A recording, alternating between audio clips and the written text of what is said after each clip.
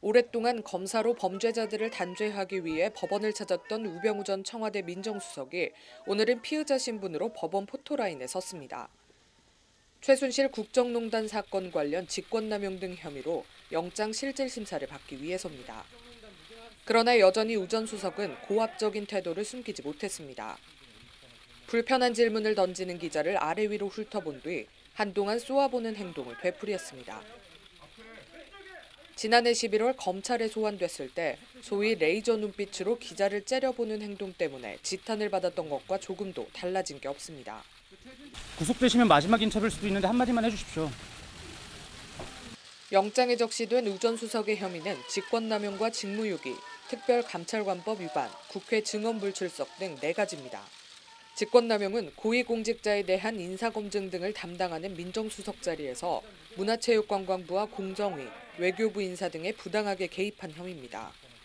CJ그룹 인사와 민간인 사찰 등에 부당하게 관여했다는 의혹 등도 아울러 받고 있습니다. 청와대나 자신의 입맛에 맞지 않는 공무원이나 기업 관계자 등을 잘라내는데 우 전 수석이 월권을 행사했다는 겁니다.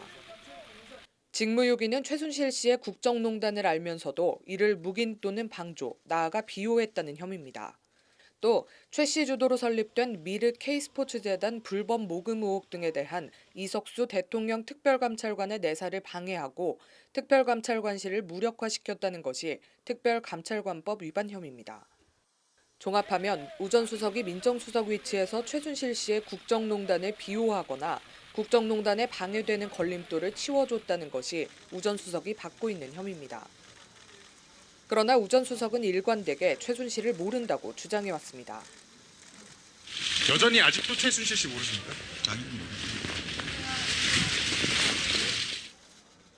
최순실 자체를 모르는데 최순실을 위해 직권을 남용하거나 직무를 유기했다는 특검의 수사 내용은 말이 안 된다는 것이 우 전 수석의 논리입니다.